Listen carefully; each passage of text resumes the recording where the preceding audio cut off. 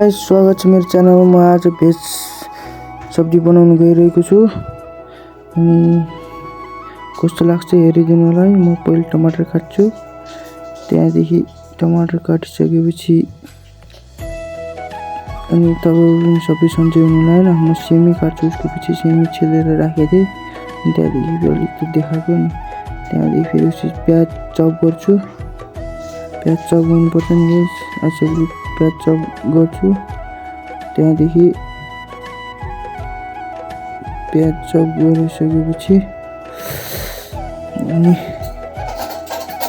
प्याज चप गरिसके त्यहाँदेखि फेरि ब्रोकोली भन्छ हाम्रो इन्डियनतिर हैन, तपाईँतिर के भन्छ ब्रोकोली। अनि त्यहाँदेखि क्याप्सिकम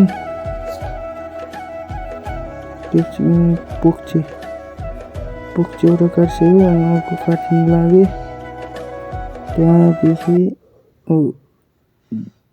अर्को पोक्ची काट्नु पर्यो, सब्जी पुग्दैन नि, दुईजनाको लागि हो नि यो, त्यही भएर हो।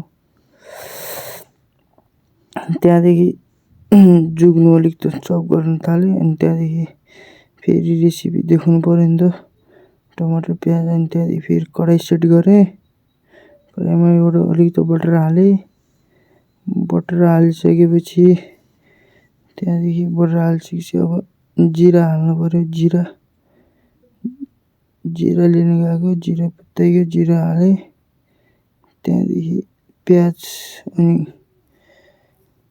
खुर्सानी गरेको चप गरेको हालेँ। त्यहाँदेखि फेरि भुन्यो प्याज हालेँ, टमाटर भुनिसकेपछि त्यहाँदेखि फेरि अब धेरै देखाउनु परेन गाइस हैन। यति हो गाइस। ल सब्जी पाक्यो गाइस। मैले सब्जी बनाएको कस्तो लाग्यो हैन, त्यो होटलमा बनाएको थियो अनि यहाँ रेडी गरेर हालेको हैन। ल अब बाई बाई टाटा।